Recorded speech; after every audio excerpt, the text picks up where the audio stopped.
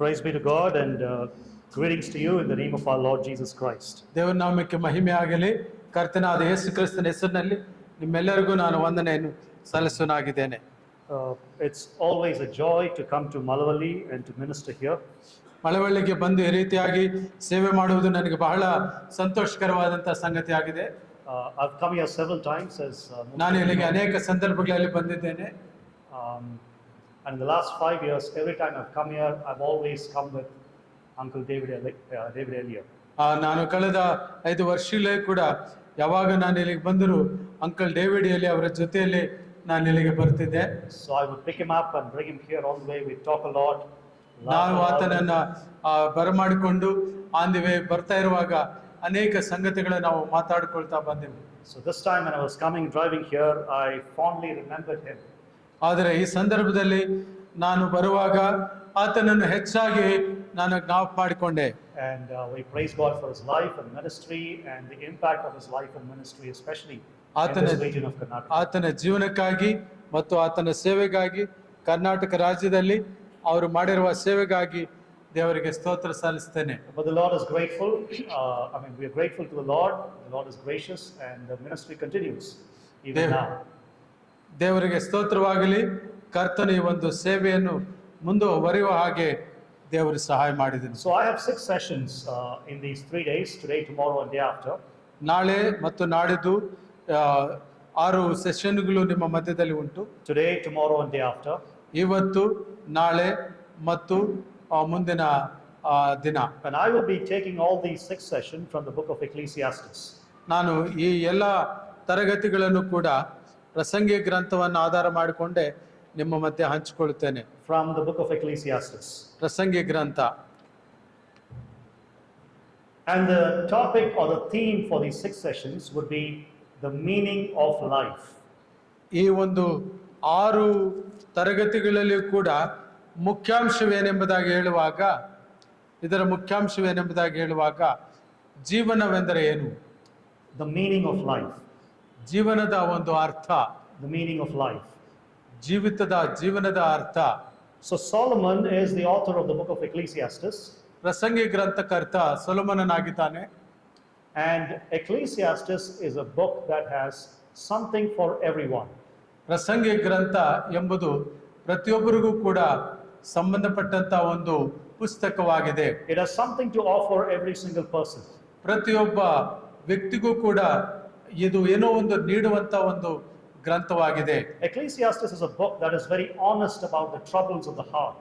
ಆ ಹೃದಯದ ಸಮಸ್ಯೆಗಳಿಗೆ ಸಂಬಂಧಪಟ್ಟಂತೆ ಬಹಳ ಪ್ರಾಮಾಣಿಕವಾಗಿ ಹೇಳುವಂತ ಒಂದು ಗ್ರಂಥ ಆಗಿದೆ. So Ecclesiastes touches the hearts of everybody because all of our hearts in some way or the other are troubled. ಈ ಒಂದು ಪ್ರಸಂಗಿ ಗ್ರಂಥ ಪ್ರತಿಯೊಬ್ಬರ ಹೃದಯವನ್ನು ಮುಟ್ಟುವಂತದ್ದಾಗಿದೆ. ಯಾಕೆಂಬುದಾಗಿ ಹೇಳುವಾಗ ಪ್ರತಿಯೊಬ್ಬರ ಹೃದಯವೂ ಕೂಡ ಏನೋ ಒಂದು ರೀತಿಯ ಸಮಸ್ಯೆಯಿಂದ ಮುಟ್ಟಿರುವಂತದ್ದಾಗಿತ್ತು. Ecclesiastes is also a book that is for people who are doubting God. ದೇವರನ್ನ ಅನುಮಾನಿಸುವಂತಹ ವ್ಯಕ್ತಿಗಳಿಗೂ ಕೂಡ ಅನ್ವಯಿಸುವಂತ ಗ್ರಂಥ ಇದಾಗಿದೆ. It is for people who are doubting God but they can't stop thinking about him. ದೇವರನ್ನ ಸಂಶಯಿಸ್ತಾ ಇದ್ದು ಮತ್ತು ದೇವರ ಬಗ್ಗೆ ಆಲೋಚನೆ ಮಾಡದೇ ಇರುವಂತವರ ಕುರಿತು ಕೂಡ ಈ ಗ್ರಂಥವು ಬರೆಯಲ್ಪಟ್ಟಿದೆ. One thing that we need to understand as we look through Ecclesiastes is ಪ್ರಸಂಗಿ ಗ್ರಂಥಕ್ಕೆ ನಾವು ಈ ದಿನಮಾನಗಳಲ್ಲಿ ನೋಡುವಾಗ ಒಂದು ವಿಷಯವನ್ನು ನಾವು ಅರ್ಥ ಮಾಡಿಕೊಳ್ಳಬೇಕಾಗಿದೆ. That the book of Ecclesiastes doesn't try to give us all the answers that we need. ನಮಗೆ ಬೇಕಾಗಿರುವ ಎಲ್ಲ ಪ್ರತ್ಯುತ್ತರಗಳನ್ನು ನೀಡುವಂತ ಒಂದು ಗ್ರಂಥವು ಇದಾಗಿಲ್ಲ. Some books are like that. ಕೆಲವು ಗ್ರಂಥಗಳು ಹಾಗೆ ಇರ್ತವೆ. And Ecclesiastes in the Bible is one such book. ಆ ಒಂದು ಪ್ರಸಂಗಿ ಗ್ರಂಥ ಕೂಡ ಬೈಬಲ್ ನಲ್ಲಿ ಆ ರೀತಿಯಾಗಿರುವಂತ ಒಂದು ಗ್ರಂಥವಾಗಿದೆ. The author admits his limitations. ಈ ಗ್ರಂಥಕರ್ತ ತನ್ನದೇ ಆದಂತ ಇತಿಮಿತಿಗಳನ್ನ ಸ್ಪಷ್ಟವಾಗಿ ಹೇಳುವನಾಗಿದ್ದಾನೆ. Solomon here is trying to find the meaning of life in this book. ಈ ಒಂದು ಗ್ರಂಥದಲ್ಲಿ ಸೊಲೊಮೋನನು ಜೀವಿತದ ಪರಮಾರ್ಥವನ್ನು ವ್ಯಕ್ತಪಡಿಸುವಂತದ್ದನ್ನು ನಾವು ಕಾಣ್ತೇವೆ. And he says a mere pursuit of the meaning without God is like chasing after the wind. ಆ ಗಾಳಿಯನ್ನು ಹಿಂದಟ್ಟಿದ ಹಾಗೆ ನಿಜವಾಗಿಯೂ ದೇವರನ್ನು ಅರ್ಥ ಮಾಡಿಕೊಳ್ಳದೆ ಇರುವಂತದ್ದು ದೇವರ ಗಾಳಿಯನ್ನು ಹಿಂದಟ್ಟಿದ ಹಾಗೆ ಎಂಬುದಾಗಿ ಆತ ಹೇಳ್ತಾನೆ. Or in other words, if you try to find the meaning of life without God in this world, it is like chasing after the wind. ದೇವರನ್ನು ಅರ್ಥ ಮಾಡಿಕೊಳ್ಳದೆ ಜೀವಿತವನ್ನು ಅರ್ಥ ಮಾಡಿಕೊಳ್ಳುವ ಪ್ರಯತ್ನ ಗಾಳಿಯನ್ನು ಹಿಂದಟ್ಟಿದ ಹಾಗೆ ಇರುತ್ತದೆ. So this is a book in which we keep struggling with the problems of life. ಜೀವಿತದ ಸಮಸ್ಯೆಗಳಿಂದ ತುಂಬಿರುವಂತಹ ಸಂಗತಿಗಳನ್ನು ವಿವರಿಸುವಂತಹ ಗ್ರಂಥವು ಪ್ರಸಂಗಿ ಆಗಿದೆ. And as we struggle with our problems and read this book, we learn to trust God with the questions that we have. ನಮಗಿರುವ ಪ್ರಶ್ನೆಗಳನ್ನು, ನಮಗೆ ಇರುವಂತಹ ಸಂಕಷ್ಟಗಳನ್ನು ಕುರಿತು ನಾವು ಯೋಚನೆ ಮಾಡುವಾಗ ಈ ಗ್ರಂಥವು ನಮಗೆ ಅದನ್ನು ವಿವರಿಸುವಂತದ್ದಾಗಿದೆ. We learn to trust God even when we don't get all the answers. ನಮಗೆಲ್ಲ ಪ್ರತ್ಯುತ್ತರಗಳು ಸಿಕ್ಕದಿದ್ದಾಗ್ಯೂ ಕೂಡ ನಾವು ದೇವರನ್ನು ನಂಬುತ್ತೇವೆ. So this book is about trusting God with our problems even when we don't get all the answers. ನಮಗೆ ಪ್ರತ್ಯುತ್ತರಗಳು ಏನು ಸಿಕ್ಕದಿದ್ದರೂ ಕೂಡ ನಾವು ಕಷ್ಟಗಳ ಸಮಸ್ಯೆಗಳ ನಡುವೆ ದೇವರನ್ನು ನಂಬಬೇಕು ಎಂಬುದು ಈ ಗ್ರಂಥವು ಹೇಳುತ್ತೆ. This is how the whole of the Christian life works as well. ಇದು ಎಲ್ಲವೂ ಕೂಡ ಕ್ರೈಸ್ತವ ಜೀವಿತಕ್ಕೆ ಸಂಬಂಧಪಟ್ಟಂತದೇ ಆಗಿರ್ತದೆ. This is how the whole Christian life works. ಇದು ಕ್ರೈಸ್ತ ಜೀವಿತ ಬಯಸುವಂತದೇ ಇದಾಗಿದೆ. It is not just about what we get at the end, ನಮಗೆ ಅಂತ್ಯದಲ್ಲಿ ಏನು ಸಿಗುತ್ತದೆ ಎಂಬುದಲ್ಲ ಅಲ್ಲ, but also about the people that we become along the way because of our faith in God. ನಮ್ಮ ನಂಬಿಕೆಯು ದೇವರ ಮೇಲೆ ನಂಬಿಕೆ ಇರುವಾಗ ನಮಗೆ ಸಿಗುವಂತ ಜನರ ವಿಷಯದಲ್ಲಿ ಕೂಡ ನಾವು ಇದನ್ನು ಕಾಣ್ತೇವೆ. The journey that we take and the people that we become along the journey. ನಮ್ಮ ಪ್ರಯಾಣವು, ಈ ಪ್ರಯಾಣದಲ್ಲಿ ನಾವು ನಮ್ಮ ಸಂಗಡ ತೆಗೆದುಕೊಂಡು ಹೋಗುವಂತ ಜನರ ವಿಷಯವೂ ಕೂಡ ಇದಾಗಿದೆ. So it is not just about what we get at the end, it is also about what we become along the journey. ಈ ಒಂದು ಪ್ರಯಾಣದಲ್ಲಿ ನಾವು ಏನು ಅಂತ್ಯವನ್ನು ಕಾಣುತ್ತೇವೆ ಎಂಬುದು ಮಾತ್ರವೇ ಅಲ್ಲ, ಆದರೆ ನಾವು ಹೇಗೆ ನಡೆಸ್ತೀವಿ ಎಂಬುದು ಕೂಡ ಮುಖ್ಯ. So discipleship is a journey. ಈ ರೀತಿಯಾಗಿ ಶಿಷ್ಯತ್ವ ಎಂಬುದು ಒಂದು ಪ್ರಯಾಣ. It is not just a destination. ಅದು ಕೇವಲ ಒಂದು ಗಮ್ಯಸ್ಥಾನವಲ್ಲ. And therefore a book like Ecclesiastes will teach us ಆದ್ದರಿಂದ ಪ್ರಸಂಗಿ ಎಂಬುದಾಗಿರುವಂತಹ ಒಂದು ಗ್ರಂಥವು ನಮಗೆ ಬೋಧಿಸುತ್ತದೆ to become the kind of people that we need to be even in the journey. ಈ ಪ್ರಯಾಣದಲ್ಲಿಯೂ ಕೂಡ ನಾವು ಯಾವ ರೀತಿಯ ಜನರಾಗಬೇಕು ಆ ರೀತಿಯ ಜನರನ್ನಾಗಿ ಮಾಡುವಂತದ್ದು ಪ್ರಸಂಗಿ ಗ್ರಂಥ ಎಂಬುದಾಗಿ ನಾವು ಕಾಣ್ತೇವೆ. So over the next 6 sessions we look at 6 different passages from the book of Ecclesiastes. ಪ್ರಸಂಗಿ ಗ್ರಂಥವನ್ನು ಆಧಾರ ಮಾಡಿಕೊಂಡು ಮುಂದಿನ 6 ತರಗತಿಗಳಲ್ಲಿ ಕೂಡ 6 ಸಂಗತಿಗಳನ್ನು ನಾವು ಧ್ಯಾನಿಸುತ್ತಿರ್ತೇವೆ. And see how Solomon struggled with various questions of life and yet found the meaning of life in God alone. ಹೇಗೆ ಹಲವಾರು ರೀತಿಯ ಸಮಸ್ಯೆಗಳೊಂದಿಗೆ ಸೊಲೊಮೋನನು ಆತನು ನಲಗುವಂತವನಾಗಿದ್ದು ಆದರೂ ಕೂಡ ಆತನು ಹೇಗೆ ತನ್ನ ಪ್ರತ್ಯುತ್ತರಗಳನ್ನು ಕಂಡುಕೊಳ್ಳುವಂತವನಾಗಿರ್ತಾನೆ ಎಂಬುದನ್ನ ನಾವು ಪ್ರಸಂಗಿ ಗ್ರಂಥದಲ್ಲಿ ಕಾಣ್ತೇವೆ. So for this first session I'm going to speak on the topic your knowledge is meaningless. ಮೊದಲನೆಯ ಸೆಷನ್ನಲ್ಲಿ ನಾನು ನಿಮ್ಮ ಜ್ಞಾನವು ವ್ಯರ್ಥ ಎಂಬುದಾಗಿರುವ ಅಂಶದ ಮೇಲೆ ಮಾತನಾಡುವನಾಗಿದ್ದೇನೆ. Your knowledge is meaningless. ನಿಮಗಿರುವ ಜ್ಞಾನವು ವ್ಯರ್ಥ ಎಂಬುದಾಗಿ. So we'll be looking at Ecclesiastes chapter 1 verses 12 through 18. ನಾವು ಪ್ರಸಂಗಿ ಗ್ರಂಥ 1ನೇ ಅಧ್ಯಾಯ 12ರಿಂದ 18ನೇ ವಚನ ತನಕ ನಾವು ಈ ಸಂಗತಿಗಳನ್ನು ಕಾಣ್ತೇವೆ. You don't have to read that right now. We'll look at it verse by verse as we go through this book. ನಾವು ಈ ಗ್ರಂಥದ ಮೂಲಕವಾಗಿ ಹೋಗುವಾಗ ನಾವು ಓದೋಣ. ಈಗ ವಚನದ ನಂತರ ವಚನ ಓದೋ ಅವಶ್ಯಕತೆ ಇಲ್ಲ. Let me begin with an illustration here. ನಾನು ಒಂದು ಉದಾಹರಣೆಯೊಂದಿಗೆ ಪ್ರಾರಂಭ ಮಾಡ್ತೇನೆ.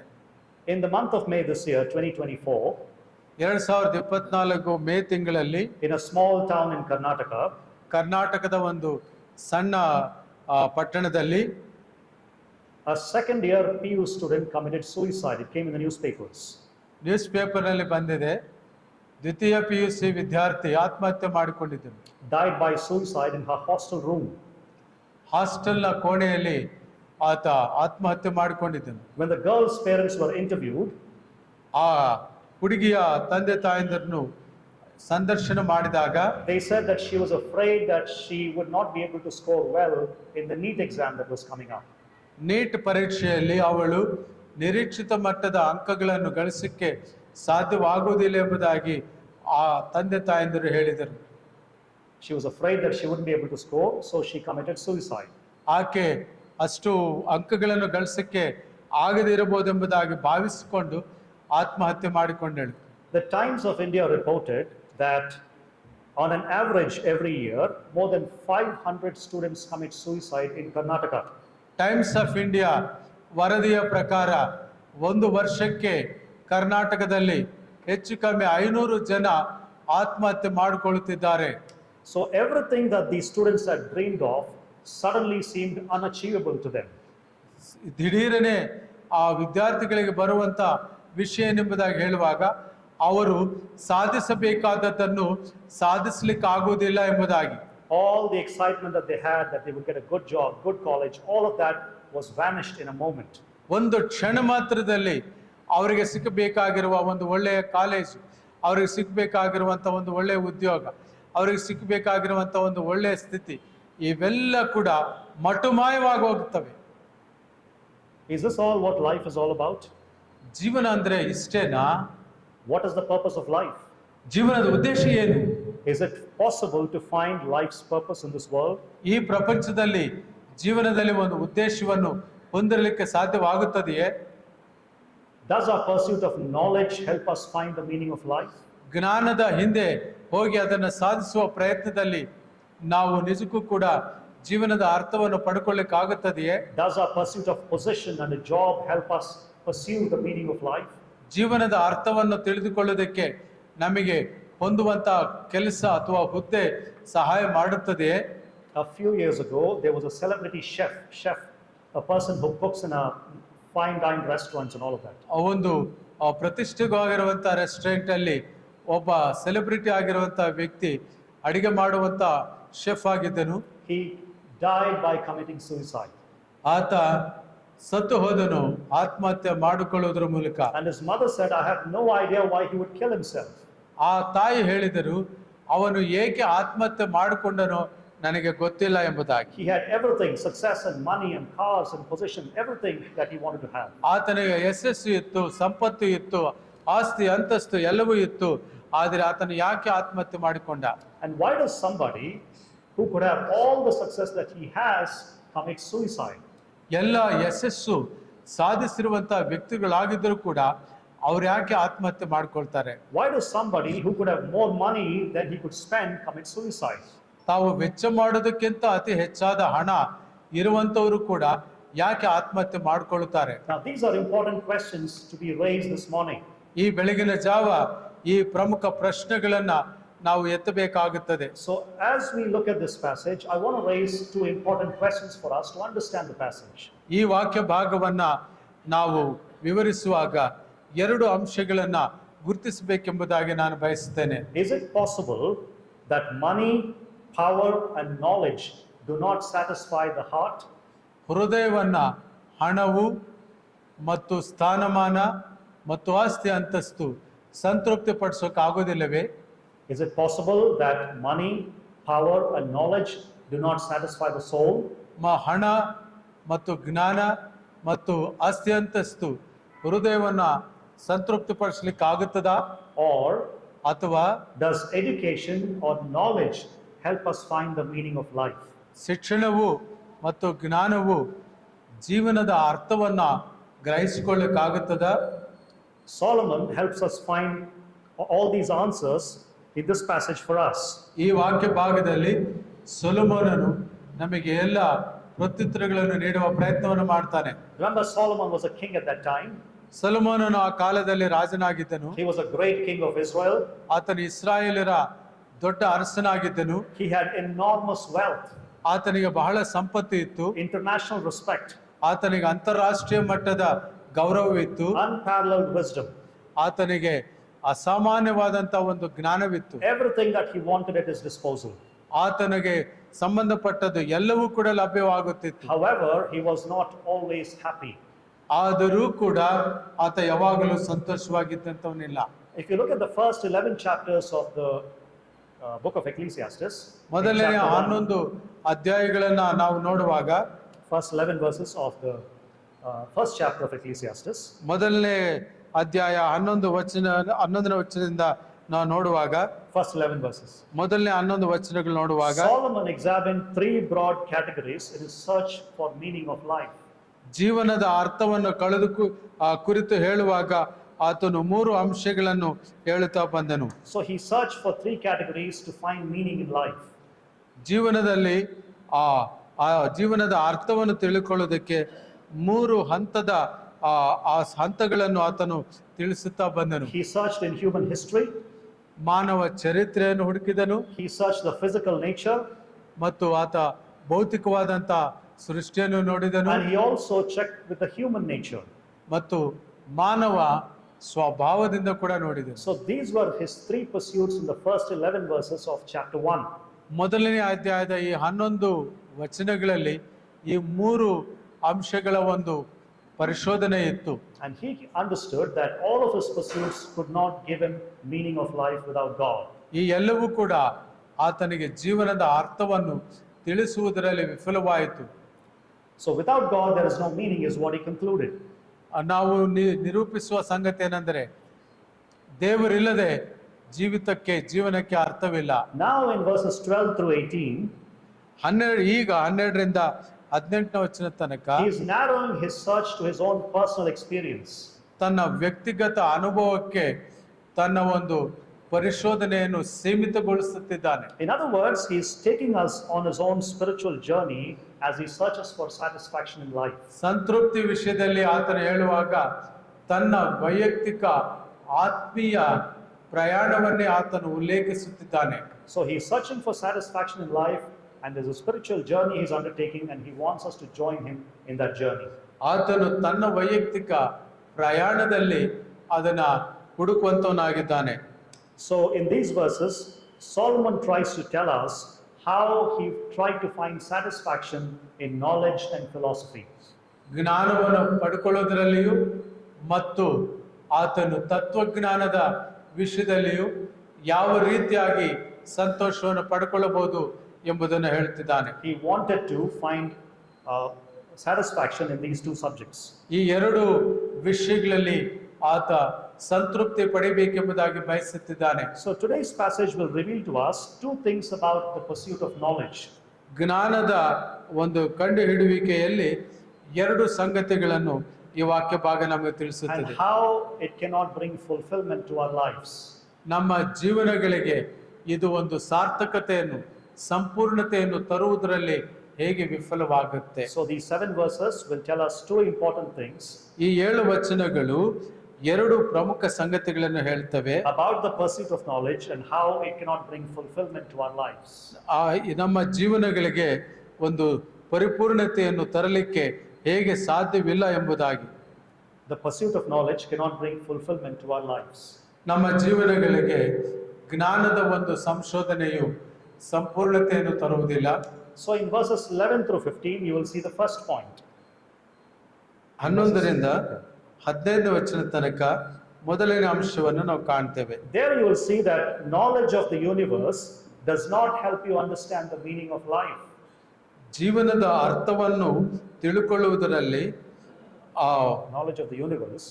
ಪ್ರಪಂಚದ ಜ್ಞಾನ ನೆರವು ನೀಡುವುದಿಲ್ಲ. Let me repeat that please.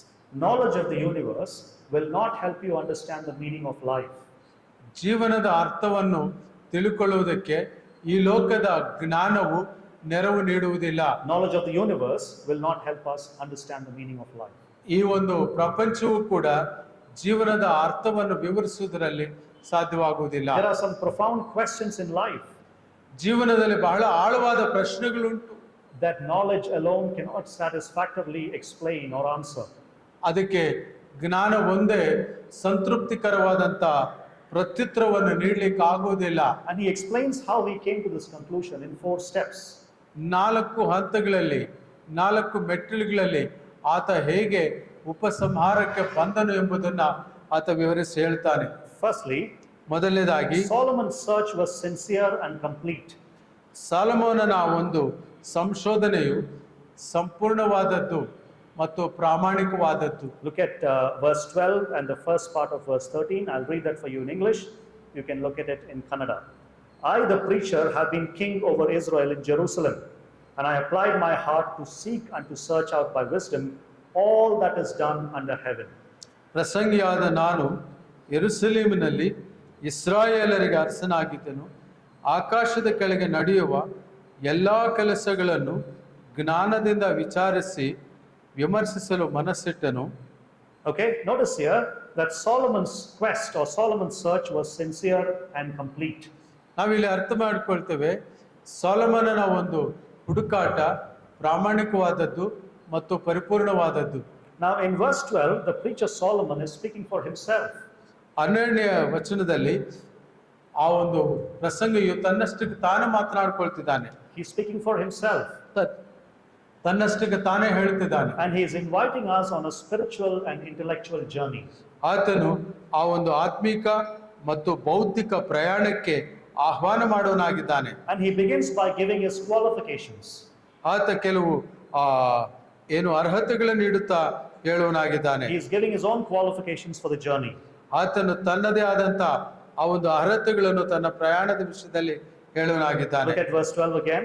12ನೇ ವಚನವನ್ನು ನೋಡಿರಿ. I, the preacher, have been king over Israel in Jerusalem. ಪ್ರಸಂಗಿಯಾದ ನಾನು ಯೆರೂಸಲೇಮಿನಲ್ಲಿ ಇಸ್ರಾಯೇಲರಿಗೆ ಅರಸನಾಗಿದ್ದೇನೆ. Why is he highlighting the fact that he is a king?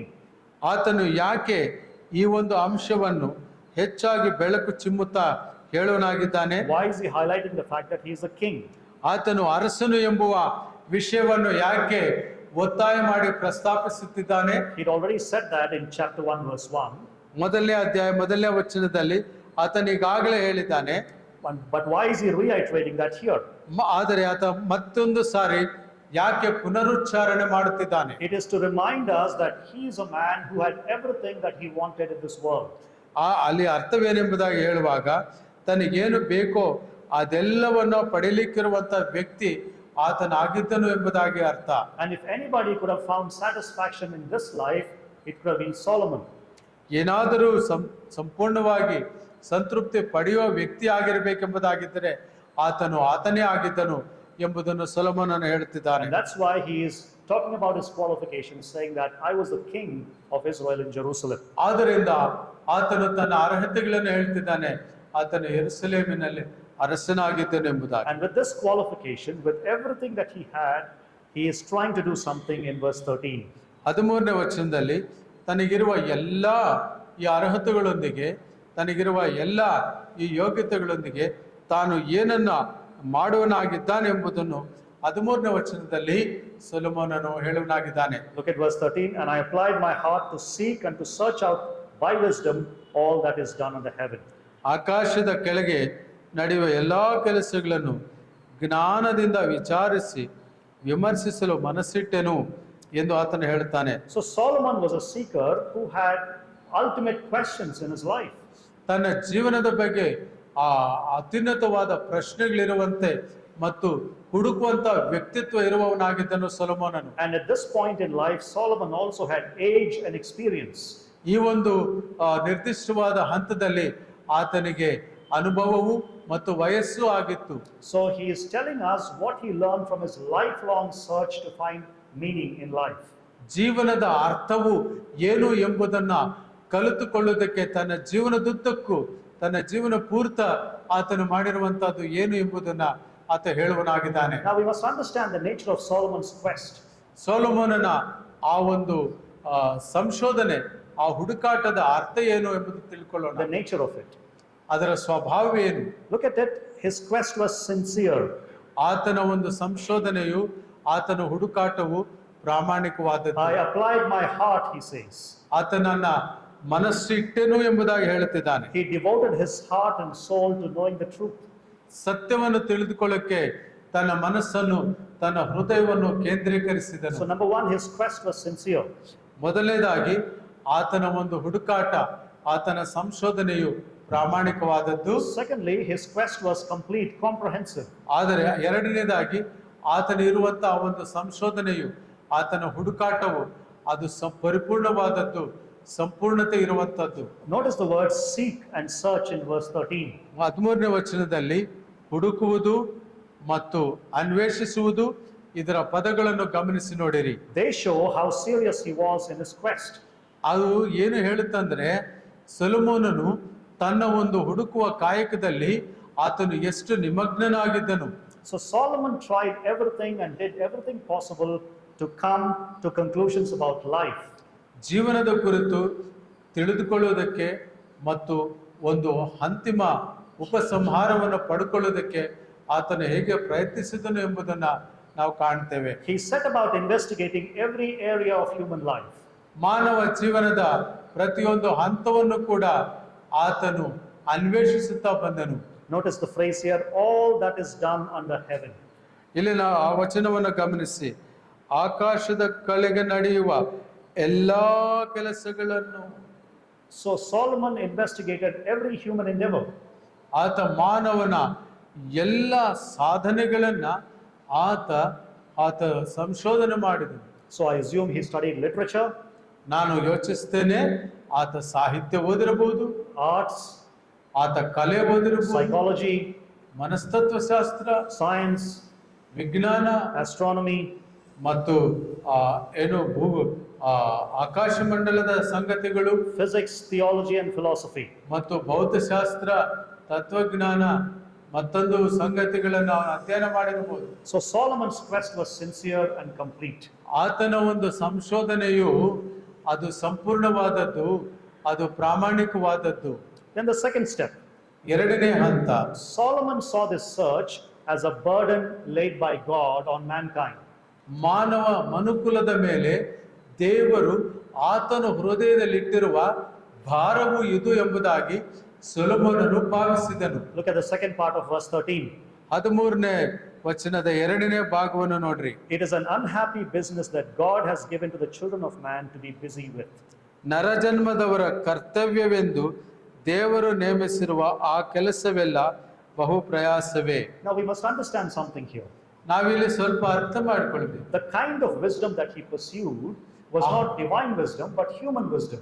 ಆತನು ಹೊಂದಿಕೊಳ್ಳಲು ಪ್ರಯತ್ನ ಮಾಡಿದ್ದು ದೈವಿಕ ಜ್ಞಾನವಲ್ಲ, ಆದರೆ ಯಲೋಕದ ಜ್ಞಾನ, ಮಾನವ ಜ್ಞಾನ. This is the best thing that humans could understand as people, as men. ಅದು ಬಹಳ ಉತ್ತಮವಾದ ರೀತಿಯಲ್ಲಿ ಮನುಷ್ಯರು ಹೇಳಬಹುದು, ಮನುಷ್ಯರು ಅರ್ಥ ಮಾಡಿಕೊಳ್ಳಬಹುದು. In this context, ಈ ಒಂದು ಸಂದರ್ಭದಲ್ಲಿ the word wisdom here refers to what people can learn about this world without any revelation from God. ದೇವರ ಪ್ರತ್ಯಕ್ಷತೆ ಏನೂ ಇಲ್ಲದೆ ಈ ಒಂದು ಜ್ಞಾನವನ್ನ ಜನರು ಹೇಗೆ ಪಡೆದುಕೊಳ್ಳಬಹುದು ಎಂಬುದಾಗಿರುವ ಅರ್ಥದಲ್ಲಿ ನಾವು ಇದನ್ನ ಗ್ರಹಿಸಿಕೊಳ್ಳಬೇಕು. What people can understand about this world without any input or revelation from God. ದೇವರಿಂದ ಯಾವುದೇ ಒಂದು ಸ್ವೀಕೃತಿ ಅಥವಾ ದೇವರಿಂದ ಯಾವುದೇ ಒಂದು ಪ್ರತ್ಯಕ್ಷತೆ ಇಲ್ಲದೆ ಈ ಲೋಕದ ಕುರಿತು ಹೇಗೆ ಅರ್ಥ ಮಾಡಿಕೊಳ್ಳಬಹುದು ಎಂಬುದಾಗಿರುವ ವಿಷಯವ ಇದು ಹೇಳುತ್ತದೆ. It is a good pursuit to be sure.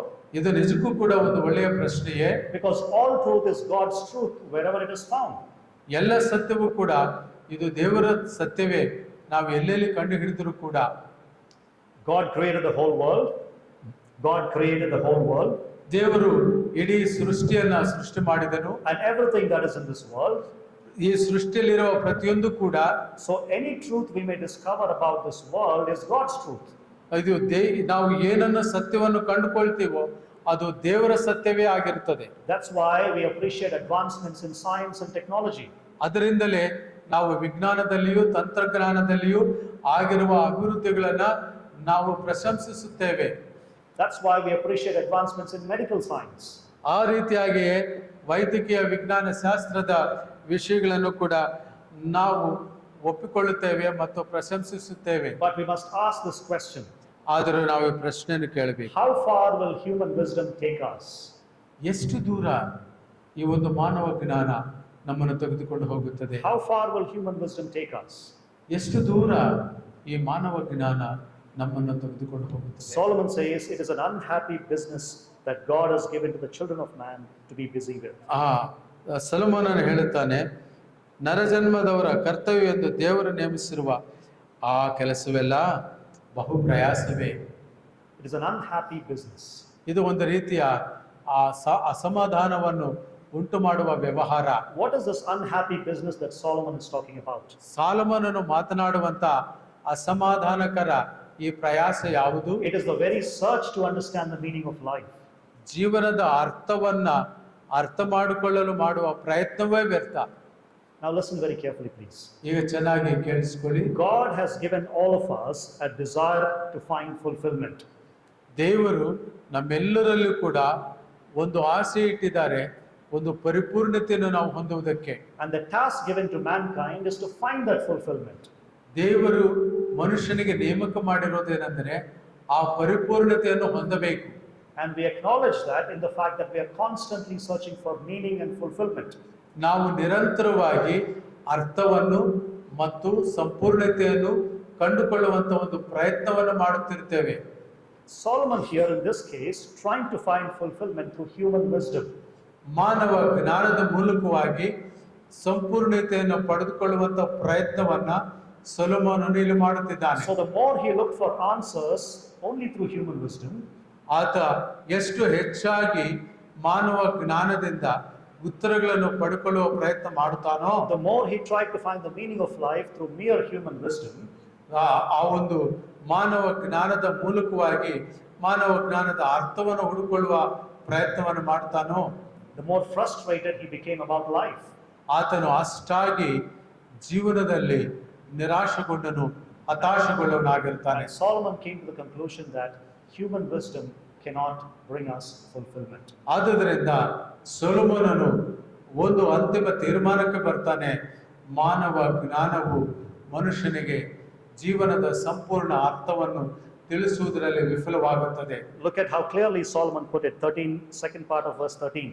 13ನೇ ವಚನದ ಅಂತಿಮ ಭಾಗದಲ್ಲಿ ಆತ ಹೇಗೆ It is an ಹೇಳುತ್ತಿದ್ದಾನೆ, unhappy business that God has given to the children of man to be busy with. ನರಜನ್ಮದವರ ಕರ್ತವ್ಯವೆಂದು ದೇವರು ನೇಮಿಸಿರುವ ಆ ಕೆಲಸವೆಲ್ಲ ಬಹು ಪ್ರಯಾಸವೇ. The quest for knowledge is a God-given task for us. ಜ್ಞಾನಕ್ಕೋಸ್ಕರ ಪ್ರಯತ್ನ ಪಡುವುದು, ತವಕ ಪಡುವುದು ದೇವರು ನಮಗಿಟ್ಟಿರುವಂತ ನೇಮಕವಾಗಿದೆ. And as people made in the image of God, we cannot help but ask questions of life. ದೇವರು ತಮ್ಮ ಹೋಲಿಕೆ ಪ್ರಕಾರ ನಮ್ಮನ್ನುಂಟು ಮಾಡಿರೋದ್ರಿಂದ ನಾವು ಆ ಅರ್ಥಗಳನ್ನು ಪ್ರಯತ್ನಿಸಿ ತಿಳ್ಕೊಳ್ಳುವಂತ ಒಂದು ಪ್ರಯತ್ನ ಮಾಡ್ತೇವೆ. And that's why even people who don't believe in God search for meaning of life. ಆದುದರಿಂದಲೇ ದೇವರನ್ನು ಅರಿಯದೇ ಇರುವರು ಕೂಡ ಜೀವನದ ಅರ್ಥವನ್ನು ತಿಳಿದುಕೊಳ್ಳುವ ಪ್ರಾಮಾಣಿಕ ಪ್ರಯತ್ನಗಳನ್ನು ಮಾಡುವಂತವರಾಗಿರ್ತಾರೆ. So Solomon saw this quest as a burden laid by God on mankind. ಮಾನವ ನರಜನ್ಮದವರ ಮೇಲೆ ದೇವರು ನೇಮಿಸಿರುವಂತಹ ಬಹು ಪ್ರಯಾಸದ ಕೆಲಸ ಎಂಬುದಾಗಿ ಹೇಳುವುದು ಕಾಣುತ್ತೇವೆ. Third thing, ಮೂರನೇ ವಿಷಯ, Solomon's pursuit of knowledge was unfulfilling. ಸೊಲೊಮೋನನ ಜ್ಞಾನದ ಹುಡುಕಾಟದ ವಿಷಯ ಅದು ಅಸಂಪೂರ್ಣವಾದದ್ದು. Look at verse 14. 14ನೇ ವಚನ I have ನೋಡಿ, seen everything that is done under the sun, and behold, all is vanity, as striving after the wind. ಲೋಕದಲ್ಲಿ ನಡೆಯುವ ಕೆಲಸಗಳನ್ನೆಲ್ಲ ನೋಡಿದ್ದೇನೆ, ಆಹಾ ಗಾಳಿಯನ್ನು ಹಿಂದಟ್ಟಿದ ಹಾಗೆ ಸಮಸ್ತವೂ ವ್ಯರ್ಥ. After going everywhere ಎಲ್ಲ ಕಡೆ ಹೋದ ಮೇಲೆ, and looking at everything, ಎಲ್ಲವನ್ನು ನೋಡಿದ ಮೇಲೆ he reached the conclusion that all is vanity. ಆತ ಕಂಡುಕೊಂಡಿರುವಂತಹ ಸತ್ಯಾಂಶ ಏನೆಂಬುದಾಗಿ ಹೇಳುವಾಗ ಎಲ್ಲವೂ ವ್ಯರ್ಥ, Everything is meaningless. ಎಲ್ಲವೂ ಕೂಡ ಅರ್ಥರಹಿತ. At the end of his search, ಆತನ ಹುಡುಕಾಟದ ಕೊನೆಯಲ್ಲಿ the knowledge that he experienced brought him emptiness. ಆತನು ಗಳಿಸಿರುವಂತಹ ಜ್ಞಾನ ಆತನಿಗೆ ತಂದಿರುವಂಥದ್ದು ಶೂನ್ಯವೇ. Now notice here, we hear some of his favorite phrases in this verse. ಈ ವಚನದಲ್ಲಿ ನಮಗೆ ಬಹಳ ಇಷ್ಟವಾಗಿರುವ ಕೆಲವು ಪದಜಾಲಗಳನ್ನ ನಾವು ಕಾಣ್ತೇವೆ. Solomon's favorite phrases. ಸೊಲೊಮೋನನ ಆತನಿಗೆ ಇಷ್ಟವಾಗಿರುವಂತಹ ಕೆಲವು ಪದಜಾಲಗಳು. Notice the phrase under the sun. ಆ ಸೂರ್ಯನ ಕೆಳಗಡೆ ಎಂಬುದಾಗಿರುವಂತಹ ಪದವನ್ನು ನೋಡಿರಿ. He is looking for meaning of life under the sun. ಸೂರ್ಯನ ಕೆಳಗಡೆ ಆತನು ಆ ಜೀವನದ ಅರ್ಥವನ್ನು ತಿಳಿದುಕೊಳ್ಳುವಂತ ಪ್ರಯತ್ನವನ್ನು ಮಾಡುವನಾಗಿದ್ದಾನೆ. Which means his pursuit was merely earthly. ಅದರ ಅರ್ಥವೇನೆಂಬುದಾಗಿ ಹೇಳುವಾಗ ಆತನ ಒಂದು ಹುಡುಕಾಟ ಕೇವಲ ಭೂಮಿಗೆ ಸಂಬಂಧಪಟ್ಟದ್ದು. It was from an earthly perspective. ಅದು ಈ ಲೋಕದ ದೃಷ್ಟಿಕೋನದಿಂದ. And then he is repeating the word vanity or vapor. ಮತ್ತು ಆತ ತನ್ನ ಆ ಮಾತವನ್ನು ಮತ್ತೊಂದು ಸಾರಿ ಪುನರುಚ್ಚಾರಣೆ ಮಾಡ್ತಿದ್ದಾನೆ, ಎಲ್ಲವೂ ವ್ಯರ್ಥ ಎಂಬುದಾಗಿ. Or vapor. ಅದು ಹಬೆಯಂತೆ ಇರುವಂತಹದ್ದು. And then he introduces another metaphor. He says life under the sun is like a striving after the wind. ಮತ್ತು ಆ ಸೂರ್ಯನ ಕೆಳಗಡೆ ಜೀವನ ಅದು ಗಾಳಿಯನ್ನು ಹಿಂದಟ್ಟಿದ ಹಾಗೆ ಎಂಬುದಾಗಿ ಹೇಳುತ್ತಾನೆ. Now this summarizes his entire philosophy of life. ಇದು ಎಲ್ಲವೂ ಕೂಡ ಜೀವನದ ತತ್ವವನ್ನ ಅದು ಕ್ರೋಢೀಕರಿಸಿ ಹೇಳುವಂಥದ್ದಾಗಿದೆ. This is Solomon's philosophy of life. ಇದು ಸೊಲೊಮೋನನ ಜೀವನದ ಒಂದು ತತ್ವ. That life without God is like a chasing after the wind. ದೇವರಿಲ್ಲದಿರುವಂತ ಜೀವನ ಗಾಳಿಯನ್ನು ಹಿಂದಟ್ಟಿದ ಹಾಗೆ. You can never catch the wind. ನೀನು ಗಾಳಿಯನ್ನು ಹಿಡಿದುಕೊಳ್ಳಕ್ಕೆ ಸಾಧ್ಯವಾಗುವುದಿಲ್ಲ. The same is true of all of our human efforts to understand this world without God. ದೇವರಿಲ್ಲದೆ ಈ ಲೋಕವನ್ನು ಈ ಜೀವನದ ಅರ್ಥವನ್ನು ಅರ್ಥ ಮಾಡಿಕೊಳ್ಳುವುದಕ್ಕೆ ಅಸಾಧ್ಯ ಎಂಬುದನ್ನು ಕಾಣ್ತೇವೆ. From Solomon's personal experience, ಸೊಲೊಮೋನನ ವ್ಯಕ್ತಿಗತ ಅನುಭವದಿಂದ, from Solomon's personal quest, ಸೊಲೊಮೋನನ ವೈಯಕ್ತಿಕ ಹುಡುಕಾಟದಿಂದ, trying to understand the meaning of life from this earthly perspective was like trying to chase the wind or hold the wind in your hands. ಭೂಮಿಯ ದೃಷ್ಟಿಕೋನದಿಂದ, ಲೌಕಿಕ ದೃಷ್ಟಿಕೋನದಿಂದ ಜೀವನದ ಅರ್ಥವನ್ನು ಅನ್ವೇಷಣೆ ಮಾಡಿ ತಿಳ್ಕೊಳ್ಳಲು ಮಾಡುವ ಪ್ರಯತ್ನ ಗಾಳಿಯನ್ನು ಹಿಂದಟ್ಟಿದ ಹಾಗೆ ಎಂಬುದಾಗಿ ಸೊಲೊಮೋನನು ಹೇಳುತ್ತಾನೆ. Have you tried to catch the wind in your hands ever? ಯಾವತ್ತಾದರೂ ನಿಮ್ಮ ಕೈಯಲ್ಲಿ ಗಾಳಿಯನ್ನು ಹಿಡಿಕೊಳ್ಳುವ ಪ್ರಯತ್ನವನ್ನು ನೀವು ಮಾಡಿದ್ದೀರೋ? Is it possible? ಅದು ನಿಮಗೆ ಸಾಧ್ಯನಾ? It is an impossible task, isn't it? ಅದು ನಿಜಕ್ಕೂ ಕೂಡ ಅಸಾಧ್ಯವಾದ ಸಂಗತಿ ಅಲ್ಲವೇ? It can't be done. ಅದು ಆಗುವ ಕೆಲಸ ಅಲ್ಲ. That's Solomon's point here. ಅದು ಸೊಲೊಮೋನನ ಅಂಶವೂ ಇಲ್ಲಿ. Wisdom under the sun, wisdom from this earthly point of view without God fails to satisfy.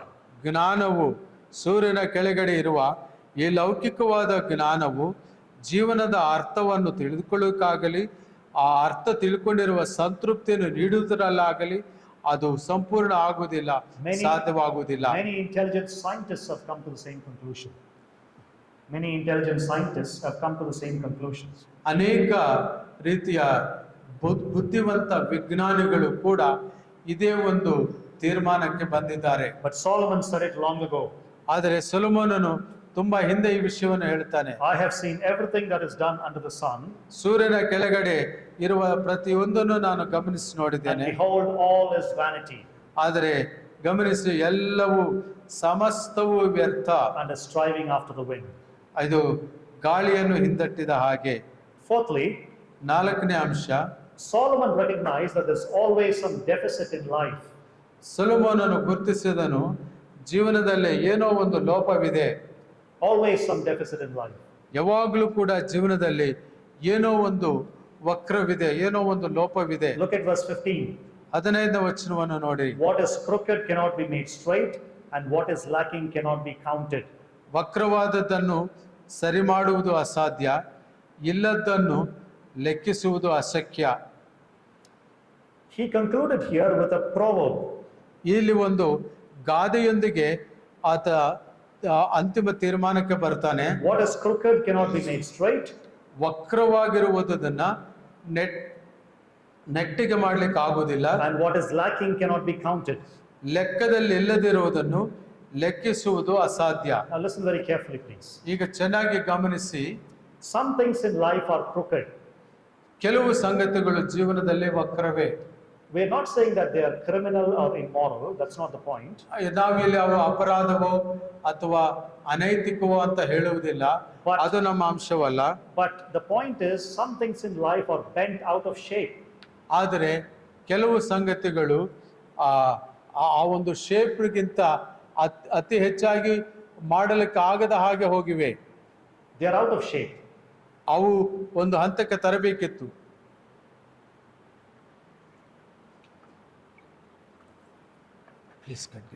There are some things in life that are not in shape.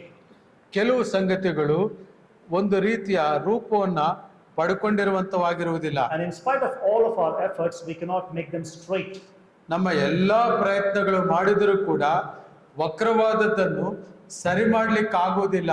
For example, there could be some long-standing family conflicts. ಒಂದು ವೇಳೆ ನಿರಂತರವಾಗಿರುವಂತಹ ಕೌಟುಂಬಿಕ ಸಂಘರ್ಷಗಳು.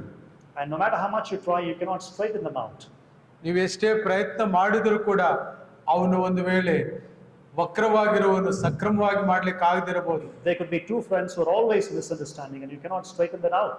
ಇಬ್ಬರು ಸ್ನೇಹಿತರು ಯಾವಾಗಲೂ ಅಪಾರ್ಥ ಮಾಡಿಕೊಳ್ಳುವಂತವರು, ಅವರನ್ನ ಸರಿಪಡಿಸಲಿಕ್ಕೆ ಆಗುವುದಿಲ್ಲ. Or some people have some disease or disability and they are unable to get better. ಕೆಲವರು ಒಂದು ವೇಳೆ ಒಂದು ರೀತಿಯ ಶಾರೀರಿಕ ಲೋಪ ಇರಬಹುದು, ಅನಾರೋಗ್ಯ ಇರಬಹುದು, ಅವನ್ನ ಸರಿಪಡಿಸಕ್ ಆಗುವುದಿಲ್ಲ. And the list goes on and on. ಈ ರೀತಿಯಾಗಿ ಪಟ್ಟಿ ಹೋಗ್ತಾ ಇರ್ತದೆ. So there is always something in life that cannot be straightened out. ಆದುದರಿಂದ ಜೀವನದಲ್ಲಿ ಸರಿ ಮಾಡುವಂಥದ್ದು ಅಥವಾ ಕ್ರಮ ಮಾಡುವಂಥದ್ದು ವಕ್ರವಾಗಿರುವುದು ಆ ಕ್ರಮ ಮಾಡಲಿಕ್ಕೆ ಆಗುವುದಿಲ್ಲ. That's why Solomon says what is crooked cannot be made straight. ಆದ್ದರಿಂದಲೇ ಸೊಲೊಮೋನನು ಹೇಳುತ್ತಾನೆ, ವಕ್ರವಾದದ್ದನ್ನು ಸರಿ ಮಾಡುವುದು ಅಸಾಧ್ಯ. There are people who cannot manage their problems, solve their problems. ಕೆಲವು ಜನರು ತಮಗಿರುವ ಸಮಸ್ಯೆಗಳನ್ನು ಅವುಗಳನ್ನ ಸಾಲ್ವ್ ಮಾಡಲಿಕ್ಕೆ ಆಗುವುದಿಲ್ಲ. In the next line, Solomon says what is lacking cannot be counted. ಮತ್ತು ಲೆಕ್ಕದಲ್ಲಿರುವುದನ್ನ ಇಲ್ಲದೆ ಇರುವುದನ್ನ ಲೆಕ್ಕಿಸುವುದು ಅಸಖ್ಯ ಎಂಬುದಾಗಿ ಹೇಳ್ತಾನೆ. Life is like an account. ಜೀವನ ಒಂದು ಲೆಕ್ಕ ಇದ್ದ ಹಾಗೆ, and that is not balancing out. ಅದು ಸರಿಯಾಗಿ ಸಮತೋಲನ ಆಗುತ್ತಿಲ್ಲ. We can tell there is a deficit somewhere. ನಾವು ಎಲ್ಲೋ ಒಂದು ಕಡೆ ಅದು ಸ್ವಲ್ಪ ಲೋಪವಾಗಿದೆ. We can tell there's a deficit somewhere. ಎಲ್ಲೋ ಒಂದು ಕಡೆ ಸ್ವಲ್ಪ ಶಾರ್ಟೇಜ್ ಸ್ವಲ್ಪ ಕಮ್ಮಿ ಇದೆ. But we cannot figure out where exactly the deficit is. ಆದರೆ ಅದು ಎಲ್ಲಿ ಕೊರತೆ ಆಗಿದೆ, ಎಲ್ಲಿ ಕಮ್ಮಿ ಆಗಿದೆ ಎಂಬುದನ್ನ ತೀರ್ಮಾನ ಮಾಡ್ಲಿಕ್ಕೆ ಆಗುದಿಲ್ಲ. And even when you make some adjustments, ನಾವು ಕೆಲವು ಅಲ್ಲಿ ಇಲ್ಲಿ ಅಡ್ಜಸ್ಟ್ಮೆಂಟ್ಸ್ ಮಾಡಿದ್ರು ಕೂಡ somehow it is not adding up completely. ಅದು ಸಂಪೂರ್ಣವಾಗಿ ಆಡ್ ಮಾಡ್ಲಿಕ್ಕೆ ಆಗ್ತಿಲ್ಲ. So Solomon recognized that there's always some deficit in life. ಆದ್ದರಿಂದ ಸೊಲೊಮೋನನು ಯಾವಾಗಲೂ ಜೀವನದಲ್ಲಿ ಏನೋ ಒಂದು ಕೊರತೆ ಉಂಟಾಗುತ್ತದೆ ಎಂಬುದಾಗಿ ಹೇಳ್ತಾನೆ. So that's the first thing that we see in verses 11 through 15. 11ರಿಂದ 15 ವಚನ ತನಕ ಇರುವುದರಲ್ಲಿ ನಾವು ಈ ಸಂಗತಿಗಳನ್ನು ಕಾಣ್ತೇವೆ. What do we see? ನಾವೇನನ್ನು ಕಾಣ್ತೇವೆ? Knowledge of the universe does not help us understand the meaning of life. ಜೀವನದ ಅರ್ಥವನ್ನು ತಿಳಿದುಕೊಳ್ಳುವುದರಲ್ಲಿ ಈ ಪ್ರಪಂಚದ ಜ್ಞಾನ ಅನುಕೂಲವಾಗುವುದಿಲ್ಲ ಎಂಬುದನ್ನು ನಾವು ಕಲಿತಿದ್ದೇವೆ. That's correct. Knowledge of the universe does not help us find the meaning of life. ಈ ಪ್ರಪಂಚದ ಜ್ಞಾನ ಜೀವನದ ಅರ್ಥವನ್ನ ತಿಳಿದುಕೊಳ್ಳುವುದರಲ್ಲಿ ವಿಫಲವಾಗಿದೆ ಎಂಬುದನ್ನ ಅರ್ಥ ಮಾಡಿಕೊಂಡಿದ್ದೇವೆ. So Solomon's first quest failed. ಆದ್ದರಿಂದ ಸೊಲೊಮೋನನ ಪ್ರಥಮ ಹುಡುಕಾಟ ವಿಫಲವಾಗಿದೆ. This does not mean he was ready to give up. ಇದರ ಅರ್ಥ ಆತನು ಬಿಟ್ಟು ಬಿಡಬೇಕೆಂಬುದಾಗಿ ಹುಡುಕಾಟವನ್ನು ಅನಿಸಲಿಲ್ಲ. Now he continues his quest or search for meaning of life in a different direction. ಆದರೆ ಆತನು ತನ್ನ ಒಂದು ಆ ಪ್ರಯಾಣವನ್ನ ಅಥವಾ ಆ ಹುಡುಕಾಟವನ್ನ ಇನ್ನೊಂದು ದಿಕ್ಕಿನಿಂದ ಪ್ರಾರಂಭ ಮಾಡ್ತಾನೆ. And that is seen in verses 16 through 18. 16ರಿಂದ 18 ವಚನ ತನಕ ನಾವು ಅದನ್ನು ಕಾಣ್ತೇವೆ. And they say, ಅಲ್ಲಿ ಹೇಳ್ತಾನೆ, the knowledge of right and wrong does not help you understand the meaning of life. ತಪ್ಪು ಸರಿ ಎಂಬುದು ಸಂಗತಿಗಳು ಜೀವನದ ಅರ್ಥವನ್ನು ತಿಳ್ಕೊಳ್ಳುವುದರಲ್ಲಿ ಅವು ಉಪಯೋಗ ಆಗುವುದಿಲ್ಲ. Mere philosophical pursuits will not give you fulfillment in life. ಜೀವನದಲ್ಲಿ ಕೇವಲ ಆ ಒಂದು ತತ್ವಜ್ಞಾನದ ಆ ಜ್ಞಾನವು ಆ ಜೀವನದ ಅರ್ಥವನ್ನು ತಿಳ್ಕೊಳ್ಳುವುದರಲ್ಲಿ ಸಹಾಯ ಮಾಡುವುದಿಲ್ಲ. And Solomon develops his argument in 3 steps. 3 ಮೆಟ್ಟಿಲುಗಳಲ್ಲಿ ಸೊಲೊಮೋನನು ತನ್ನ ವಾದವನ್ನು ಮಂಡಿಸುತ್ತಾನೆ. Now listen very carefully, please. ಈಗ ದಯಮಾಡಿ ಚೆನ್ನಾಗಿ ಕೇಳಿಸಿಕೊಳ್ಳಿ. Ecclesiastes is a very difficult book. ಪ್ರಸಂಗಿ ತುಂಬಾ ಕಷ್ಟಕರವಾದಂತ ಗ್ರಂಥ. And because it's a Bible study, I thought we'll deal with this difficult book in ಈ these studies. Bible ಸ್ಟಡಿನಲ್ಲಿ ಈ ಒಂದು ಕಷ್ಟವಾಗಿರುವಂತ ಗ್ರಂಥವನ್ನು ನಾವು ಅಧ್ಯಯನ ಮಾಡೋಣ ಎಂಬುದಾಗಿ ನೆನೆಸಿದ್ದೇನೆ. And Solomon often writes in a very convoluted way, difficult way. ಸೊಲೊಮೋನನು ತುಂಬಾ ಸಂಕ್ಲಿಷ್ಟವಾದಂತ ಕಷ್ಟಕರವಾದ ರೀತಿಯಲ್ಲಿ ಬರೆಯುತ್ತಾ ಇರ್ತಾನೆ.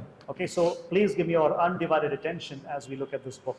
ಆದ್ದರಿಂದ ಈ ಗ್ರಂಥವನ್ನು ನಾವು ನೋಡುವಾಗ ನಿಮ್ಮ ಗಮನ ಆ ಕಡೆ ಈ ಕಡೆ ಹೋಗದೇ ಇರಲಿ. So 3 steps we said in which Solomon develops his argument. ತನ್ನ ವಾದವನ್ನು ಮಂಡಿಸುವ 3 ಸ್ಟೆಪ್ಪುಗಳನ್ನ ನಾವಿಲ್ಲಿ ಗಮನಿಸ್ತೇವೆ. Number 1. ಮೊದಲನೇದು, Solomon set his mind on understanding right from wrong.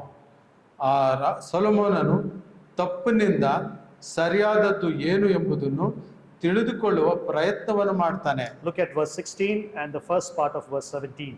16 ಮತ್ತು 17 ಮೊದಲನೇ ಭಾಗವನ್ನು ನೋಡೋಣ. I said in my heart, I have acquired great wisdom, surpassing all who were before me in Jerusalem. And my heart has had great experience of wisdom and knowledge. And I applied my heart to know wisdom and to know madness and folly. ನಾನು ಮನಸ್ಸಿನಲ್ಲಿ ಯೋಚಿಸುತ್ತಾ ಆಹಾ, ನನಗಿಂತ ಮೊದಲು ಯೆರೂಸಲೇಮನ್ನು ಆಳಿದವರೆಲ್ಲರಿಗಿಂತಲೂ ಹೆಚ್ಚು ಜ್ಞಾನವನ್ನು ಸಂಪಾದಿಸಿಕೊಂಡಿದ್ದೇನೆ. ನನ್ನ ಹೃದಯವು ಜ್ಞಾನವನ್ನು ತಿಳುವಳಿಕೆಯನ್ನು ವಿಶೇಷವಾಗಿ ಹೊಂದಿದೆ ಎಂದುಕೊಂಡೆನು. ಜ್ಞಾನವಲ್ಲದೆ ಮರಳುತನವನ್ನು ಬುದ್ಧಿಹೀನತೆಯನ್ನು ಗ್ರಹಿಸಲು ಮನಸ್ಸಿಟ್ಟೆನು. Now remember in verses 11 through 15, his first attempt failed. ಮೊದಲನೇದು 11ರಿಂದ 15ನೇ ವಚನ ತನಕ ಆತನ ಪ್ರಥಮ ಪ್ರಯತ್ನ ವಿಫಲವಾಯಿತು. And then when the first attempt failed, he had a heart-to-heart talk with himself.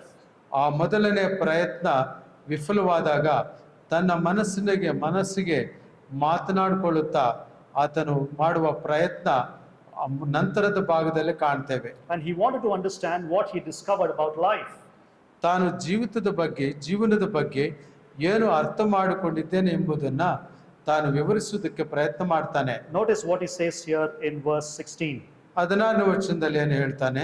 He is saying to himself, ಆತನು ತನ್ನಷ್ಟಕ್ಕೆ ತಾನು ಹೇಳ್ತಾನೆ, I have acquired great wisdom, ನಾನು ಬಹಳ ಹೆಚ್ಚು ಜ್ಞಾನವನ್ನು ಸಂಪಾದಿಸಿಕೊಂಡಿದ್ದೇನೆ, surpassing all who were over me before me in Jerusalem. ನನಗಿಂತ ಹಿಂದೆ ಯೆರೂಸಲೇಮನ್ನು ಆಳಿದವರೆಲ್ಲರಿಗಿಂತಲೂ ಹೆಚ್ಚು ಜ್ಞಾನ ಸಂಪಾದಿಸಿಕೊಂಡಿದ್ದೇನೆ. And my heart has had great experience of wisdom and knowledge. ನನ್ನ ಹೃದಯವು ಜ್ಞಾನವನ್ನು ತಿಳುವಳಿಕೆಯನ್ನು ವಿಶೇಷವಾಗಿ ಹೊಂದಿದೆ. If Solomon were living today, ಈಗ ಒಂದು ವೇಳೆ ಸೊಲೊಮೋನನು ಜೀವಿಸುತ್ತಿರುವುದಾದರೆ he would say to us, ಆತ ನಮಗೆ ಹೇಳ್ತಿದ್ದನು, name somebody you think is the most wise man on earth. ಈ ಪ್ರಪಂಚದಲ್ಲಿ ಅತ್ಯಂತ ಬುದ್ಧಿವಂತನು ಯಾರು ಎಂಬುದನ್ನು ನೀವು ಹೇಳಿ.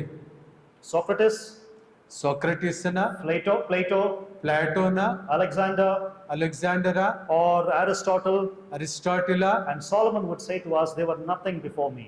ಸೊಲೊಮೋನನ ಒಂದು ವೇಳೆ ಹೇಳ್ತಿದ್ದನು, ನನ್ನ ಮುಂದೆ ಅವರು ಯಾರು ಏನೂ ಇಲ್ಲ. And Solomon's point here is that he was the wisest man who ever lived on earth. ಆ ಸೊಲೊಮೋನನ ದೃಷ್ಟಿಕೋನದಲ್ಲಿ ಆ ಹಿಂದೆ ಇದ್ದಂತ ಎಲ್ಲರಿಗಿಂತ ವಿಶೇಷ ಜ್ಞಾನವನ್ನ ಹೊಂದಿದಂತವನು ಸೊಲೊಮೋನನು. And yet he could not find satisfaction in education and learning. ಆದರೂ ಕೂಡ ಆತನ ಶಿಕ್ಷಣದಲ್ಲಿ ಆತನ ಕಲಿಕೆಯಲ್ಲಿ ಆತನಿಗೆ ಸಂತೃಪ್ತಿ ಆಗಲಿಲ್ಲ. He tried to learn everything he could. ಆತನು ಕಲಿಯಬೇಕಾಗಿರೋ ಎಲ್ಲವನ್ನು ಕೂಡ ಪ್ರಯತ್ನ ಮಾಡಿ ಕಲಿತ. And so he goes into investigating the difference between right and wrong. ಆದ್ದರಿಂದ ಕೊನೆಗೆ ಆತ ಬುದ್ಧಿಹೀನತೆಯನ್ನು ಮರಳುತನವನ್ನು ಆ ಹೋಲಿಕೆ ಮಾಡಿ ಕಲಿಬೇಕೆಂಬುದಾಗಿ ಜ್ಞಾನವನ್ನಲ್ಲದೆ ಮರಳುತನವನ್ನು ಬುದ್ಧಿಹೀನತೆಯನ್ನು ಗ್ರಹಿಸಲು ಮನಸ್ಸಿಟ್ಟನು. Now listen carefully, please. ಈಗ ಚೆನ್ನಾಗಿ ಕೇಳಿಸ್ಕೊಳ್ಳಿ. What is trying to say here is, ಆತನು ಇಲ್ಲಿ ಏನು ಹೇಳಲು ಬಯಸುತ್ತಾನೆ? I tried to find the meaning of life by becoming a better person myself. ನನ್ನಷ್ಟಕ್ಕೆ ನಾನು ಉತ್ತಮ ವ್ಯಕ್ತಿ ಎಂಬುದಾಗಿ ಹೇಳಿಕೊಳ್ಳುವಷ್ಟು ಜ್ಞಾನವನ್ನು ತಿಳುವಳಿಕೆಯನ್ನು ಪಡೆದುಕೊಂಡೆ. I tried to become a better person and tried to find meaning of life through that. ಅದರ ಮೂಲಕವಾಗಿ ಉತ್ತಮ ವ್ಯಕ್ತಿಯಾಗಿ ಉತ್ತಮ ಜ್ಞಾನವನ್ನು ಪಡ್ಕೊಳ್ಳೋದ್ರ ಮೂಲಕವಾಗಿ ಜೀವನದ ಅರ್ಥವನ್ನು ತಿಳ್ಕೊಳ್ಳುವ ವ್ಯಕ್ತಿ ಆಗಬೇಕೆಂಬುದಾಗಿ ಬಯಸಿದ. Now brothers and sisters, that is an approach taken by many people in the world today. ಈ ದಿನದಲ್ಲಿ ಕೂಡ ಪ್ರಿಯ ಸಹೋದರ ಸಹೋದರಿಯರೇ, ಅನೇಕರು ಈ ಹಂಗಿನಲ್ಲಿ ಈ ರೀತಿಯಾಗಿ ಅರ್ಥವನ್ನು ತೆಗೆದುಕೊಂಡಿದ್ದಾರೆ. They try to become better people themselves and try to find the meaning of life. ಜೀವನದ ಅರ್ಥವನ್ನು ತೆಗೆದುಕೊಳ್ಳೋದಕ್ಕೆ ಅವರು ಉತ್ತಮವಾದ ಜ್ಞಾನವನ್ನು ಪಡೆದವರಾಗಿದೆ ಎಂಬುದಾಗಿ ಅಂದುಕೊಳ್ಳುತ್ತಾರೆ. They try to find better people. They try to find meaning of life by becoming better people themselves. ಅವರು ಆ ಜೀವನದ ಅರ್ಥವನ್ನು ತಿಳಿದುಕೊಳ್ಳುತ್ತಾ ಇರುವವರಿಗಿಂತ ಉತ್ತಮವಾದ ಜನರೆಂಬುದಾಗಿ ಉತ್ತಮವಾದವರೆಂಬುದಾಗಿ ತಿಳಿದುಕೊಳ್ಳಲು ಪ್ರಯತ್ನಿಸುತ್ತಾರೆ. And that's why they try to lead morally good lives. ಆದುದರಿಂದ ಅವರು ಒಳ್ಳೆಯ ಜೀವಿತವನ್ನ ಜೀವಿಸುವರಾಗಿರುತ್ತಾರೆ. They try to do good to others as well. ಅವರು ಇತರರನ್ನು ಕೂಡ ಅಧಿಗಮಿಸುವಂತವರಾಗಿರುತ್ತಾರೆ. And Solomon tried to do the same thing. ಸೊಲೊಮೋನನು ಅದೇ ವಿಷಯವನ್ನು ಮಾಡುವನಾಗಿದ್ದಾನೆ. Solomon set his mind on understanding right from wrong. ಸೊಲೊಮೋನನು ತಪ್ಪು ಯಾವುದು ಸರಿ ಯಾವುದು ಅನ್ನೋದರನ್ನು ತುಲನಾತ್ಮಕವಾಗಿ ಅಧ್ಯಯನ ಮಾಡುವ ಮನಸ್ತತ್ವವುಳ್ಳವನಾದನು. Secondly, ಎರಡನೇದಾಗಿ Solomon did not find satisfaction in morality or ethics. ಆತನು ನೈತಿಕತೆಯಲ್ಲಿ ಆಗಲಿ ಅಥವಾ ನೀತಿಯಲ್ಲಾಗಲಿ ಆತನು ಅರ್ಥವನ್ನು ಕಂಡುಕೊಳ್ಳಿಕ್ಕಾಗಲಿಲ್ಲ. Look at 17b, second part of verse 17. 17ನೇ ವಚನದ 2ನೇ ಭಾಗ ನೋಡಿರಿ. I perceive that this also is but a striving after the wind. ಬುದ್ಧಿಹೀನತೆಯನ್ನು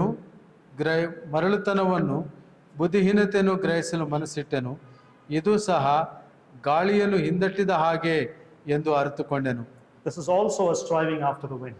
ಇದು ಕೂಡ ಗಾಳಿಯನ್ನು ಹಿಂದಟ್ಟಿದ ಹಾಗೆ ಎಂಬುದಾಗಿ ಅರ್ಥ ಮಾಡಿಕೊಂಡೆನು. Now he tried to become a better person and tried to find meaning in life. ಬಹಳ ಉತ್ತಮವಾದ ವ್ಯಕ್ತಿ ಆಗಬೇಕೆಂಬುದಾಗಿ, ಜೀವನದ ಅರ್ಥವನ್ನು ತಿಳಿದುಕೊಳ್ಳಬೇಕೆಂಬುದಾಗಿ ಬಯಸಿದರು. Was he able to become a better person? ಆತ ಉತ್ತಮ ವ್ಯಕ್ತಿ ಆಗಲು ಸಾಧ್ಯವಾಯಿತಾ? Solomon says no, it was meaningless, it was like a chasing after the wind. ಸೊಲೊಮೋನನು ಹೇಳುತ್ತಾನೆ, ಇಲ್ಲ, ಅದು ಅರ್ಥವಿಲ್ಲದ್ದು, ಅದು ಗಾಳಿಯನ್ನು ಹಿಂದಟ್ಟಿದ ಹಾಗೆ ಎಂಬುದಾಗಿ. That's the problem with trying to become better people by our own strength. ನಮ್ಮ ಸ್ವಂತ ಶಕ್ತಿಯಿಂದ ಉತ್ತಮ ಮಾಡಲು ಆಗುವ ಪ್ರಯತ್ನ ಮಾಡುವುದು ಆ ರೀತಿಯಾಗಿ ವ್ಯರ್ಥ. It cannot satisfy the soul. ಅದು ಆತ್ಮವನ್ನ ಸಂತೃಪ್ತಿಪಡಿಸಕ್ಕಾಗುವುದಿಲ್ಲ. It doesn't bring meaning to life. ಅದು ಜೀವನಕ್ಕೆ ಅರ್ಥವನ್ನು ತಂದು ಕೊಡುವುದಿಲ್ಲ. We always think relatively, which means we think we are better than others. ನಾವು ಯಾವಾಗಲೂ ಇನ್ನೊಬ್ಬರ ಜೊತೆಗೆ ಹೋಲಿಕೆ ಮಾಡುತ್ತಾ ಅವರಿಗಿಂತ ನಾವು ಶ್ರೇಷ್ಠರೆಂಬುದಾಗಿ ಅಂದುಕೊಳ್ತಿರ್ತೇವೆ. But what about the bad parts in our lives? ಆದರೆ ನಮ್ಮ ಜೀವನದ ಕೆಟ್ಟ ಸಂಗತಿಗಳೇನು?